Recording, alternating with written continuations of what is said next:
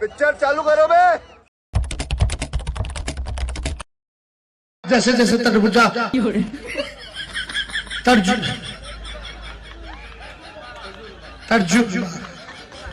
तजुर्बा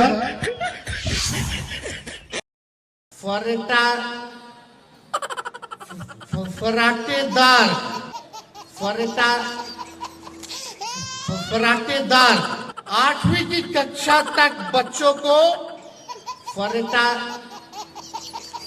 फराटेदार अंग्रेजी बोलना सिखाया जाएगा।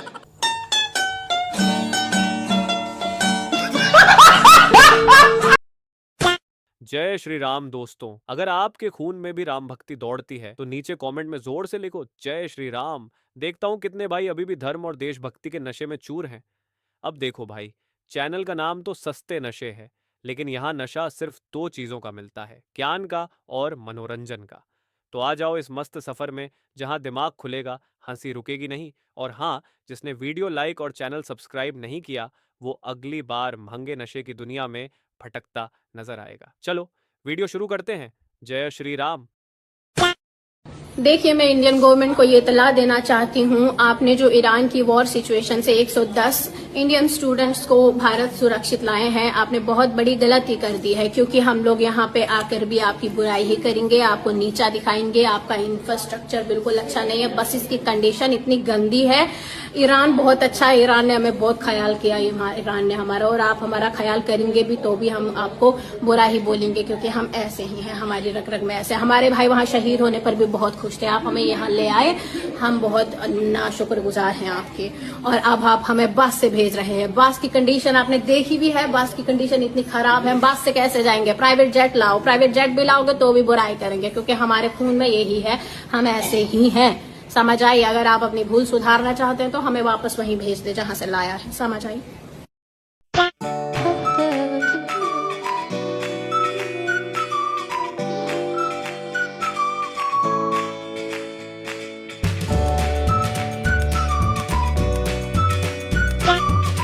किसी भी कंपनी में देख लेना, जहां मुस्लिम मालिक होगा वहां का स्टाफ भी मुस्लिम होगा, केवल महिला स्टाफ ही हिंदू होगी।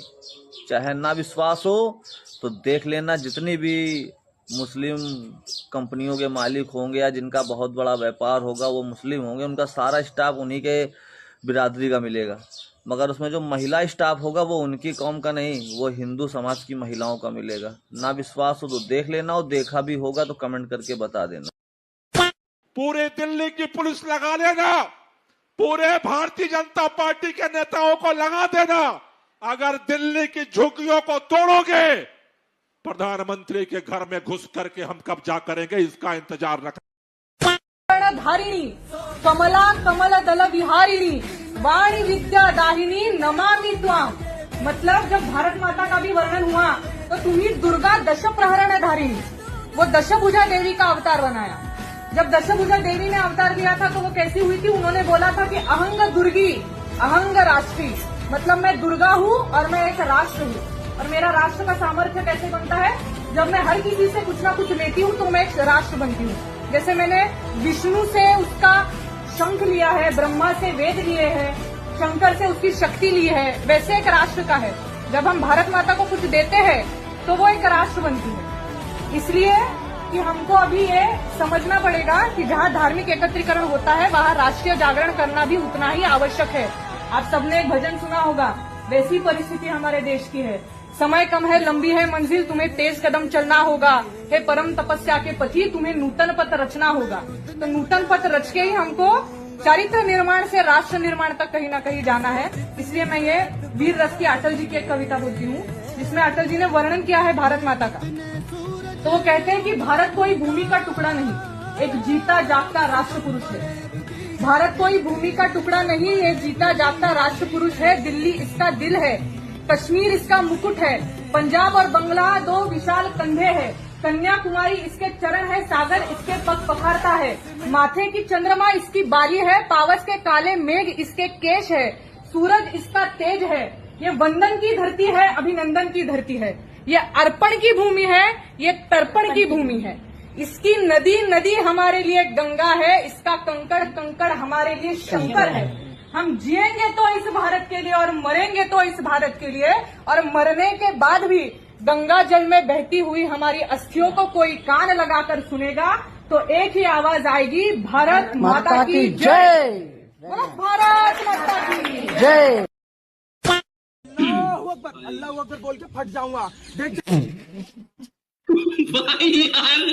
I don't know this guy, by the way. I don't know this guy. ये बस मैं इसका नाम जानता हूँ।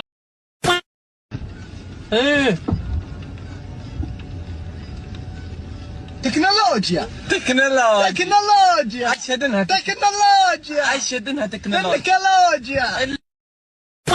राजदीप ओसामा बिन लादेन को ताकत कहां से मिल रही है? समर्थन कौन कर रहा है? करने वालों का प्रेरणा क्या है? जब वो उनको इस्लाम की भाषा बोलता है तब बच्चे और खड़े होते हैं उसके साथ, और कोई प्रेरणा वो एंटी अमेरिका के मूड से नहीं कर रहा है, वो कर रहा है इस्लाम की भावनाओं का दुरुपयोग करते हुए। तक लास्ट मंडे तक हिंदुस्तान का मीडिया अनेक कारगुजारी के बावजूद भी इस्लामिक टेररिज्म ये शब्द उपयोग करने का कभी साहस नहीं करता था, क्योंकि उनका सूडो सेकुलरिज्म इतना उन पर हावी था कि सत्य बोलने की इनकी हिम्मत नहीं थी।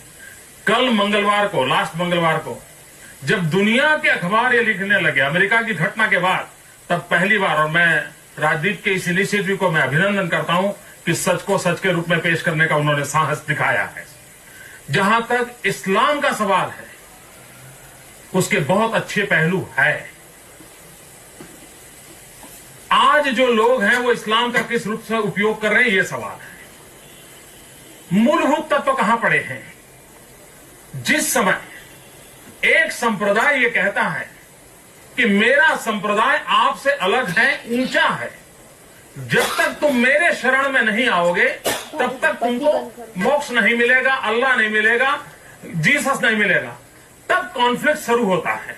और मैं मानता हूं विश्व के अंदर हिंदुस्तान ने यह विचार दिया है, एकम सब। इटावा में एक यादवों के बालक की पकड़ के चोटी काट दी। बोले तू भगवान की कथा नहीं करेगा। अरे बाउलो, भगवान कृष्ण महाराज यदुवंशी की कथा यदुवंशी नहीं करेंगे तो और कौन करेगा बताओ। बात यहाँ कोई जात पात की नहीं है, हमारा भगवान भी दूसरे छीन ले, बताओ ये कोई बात हुई? भगवान तो सबके हैं, लेकिन भाई यो कौन सो पेटेंट की भगवान कृष्ण की कथा तो हम ही कराएंगे। कोई नहीं, बैठो बैठो बैठो। ए भाई तुम नीचे बैठ के खींच ले फोटो।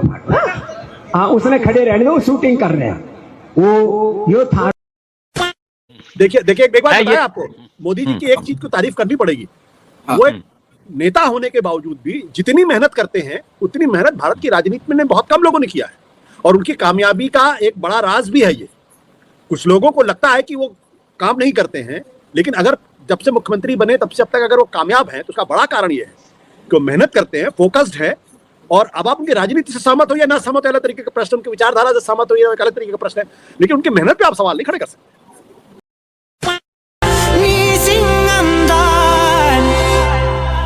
अगर मकसद है तो मेरा देश अजरा अमर है। दुनिया याद करे तो मेरे देश को याद करे, मेरे देश के भविष्य को देखें, मेरे देश के लिए दुनिया गर्व से कहें ये एक देश है जो मानव कल्याण का रास्ता दिखा सकता है, विश्व को संकटों से बाहर निकालने का सामर्थ्य इस धरती में है, ये दुनिया को पता चले।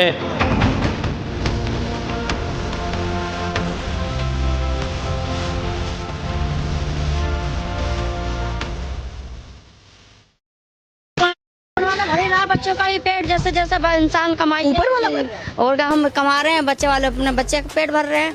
5 दिन सो जाइएगा तो ऊपर वाला भरेगा पेट। बात तो सही है।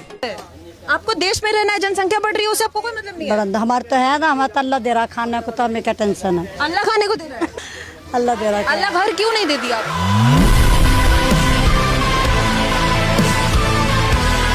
ये हमारे किसकी जमीन है? हमारी जमीन है, हमारे बुजुर्गों की जमीन है। रजिस्ट्री कराया? बिल्कुल, रजिस्ट्री भी दिखा दें, कोर्ट में चले आप हमारे साथ, कोर्ट देगा तुम्हें सारे कागज। जमीन का रजिस्ट्री कोर्ट देगा, आपके पास नहीं है? बिल्कुल पूरा है। दिखाओ ना। तो चलो ना कोर्ट में। आप बाइक खरीदोगे, बाइक का पेपर आप कोर्ट में रखोगे?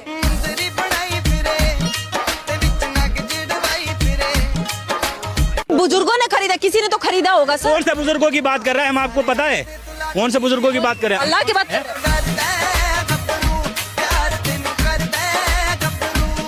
कि ये जमीन आप कब से यहाँ पे हो? मैडम हम तो यहीं पे पैदा हुए हैं, हम जब से यहाँ। एक ही आंसर है, हम यहीं पे पैदा हुए हैं। हाँ, पैदा हुए हैं। मैं हॉस्पिटल में पैदा हुई थी, जाके बोलूँ ये हॉस्पिटल में रहा।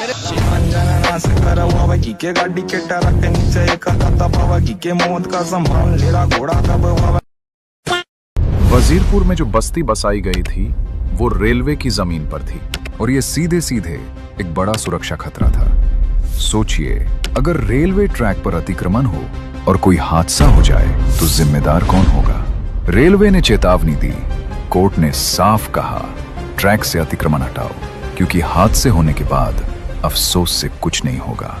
लेकिन आपने इसे भी वोट बैंक का मुद्दा बना दिया, चाहे वो बस्ती में घुसपैठी हो या अपराधी। आपको बस वोट दिखता है, जनता की सुरक्षा नहीं। मुख्यमंत्री रेखा गुप्ता ने कोर्ट के आदेश का सम्मान किया, राजनीति नहीं, जनता की जिंदगी और दिल्ली की रफ्तार को प्राथमिकता दी।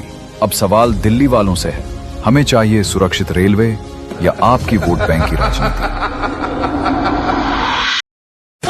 आज जब वसूली का धंधा बंद हो गया, गुर्गों की दुकानों को बंद करा दिया गया, अब ये लोग जाति के नाम पर बांटने का काम कर रहे हैं जगह जगह जाकर। मैं तो बार बार इस बात को कहता हूं कि बटोगे तो कटोगे।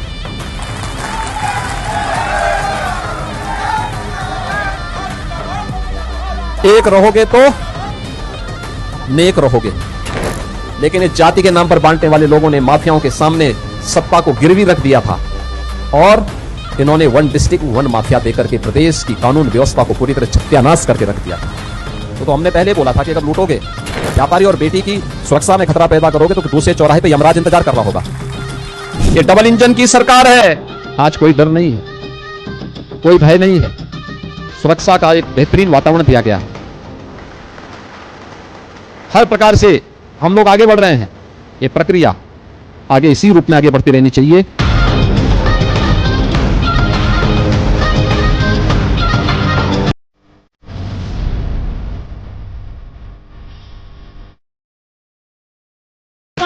कांग्रेस रही तो किसी को आवास मिला या नहीं मिला? कुछ नहीं मिला, कुछ नहीं मिला। कांग्रेस बेईमान, महाकुत्ता, महालुच्चा, कोई किनमापुरी नहीं भरा। अच्छा। मेनका केरी। अच्छा, तो फिर ये आपके जो हमारे माननीय प्रधानमंत्री नरेंद्र मोदी जी आए, तो इनके आने से आपको क्या फायदा हुआ? हमको सब कुछ मिला, गैस मिली, सड़क मिली, पानी मिला, बिजली मिली, फिल्टर मिली, घर मिला, स्वच्छता भी मिली आपको, सफाई अभियान भी है। हाँ। और ये आवास कौन दे रहा है इन लोगों को, जो सबके गरीबों के घर बनने हैं? ये माननीय प्रधानमंत्री नरेंद्र मोदी जी हमारे दे रहे हैं। हाँ। और इससे पहले जो कांग्रेस रही हमारे बेईमान चोर। चलिए ठीक है माता जी, आपसे मिलकर बहुत खुशी हुई। अब की बार जब इलेक्शन आ रहा तो आप किसका बटन दबाएंगी? मोदी जी का। कमल का बटन दबाएंगी? मोदी जी का कमल जिंदाबाद। चलिए ठीक है, पाकिस्तान मुर्दाबाद। बहुत अच्छी बात है। चलिए ठीक है, मखमात कर रहे क्या है? तो आपके मन से था किसका गाँव जी का मरवा हुई क्या फिर जाओ। तो दादी जी ये बताइए, तो आपके कहने से हमारे प्रधानमंत्री नरेंद्र मोदी एक बार केंद्र में फिर बैठेंगे? बिल्कुल बैठाएंगे। चलिए ठीक है फिर।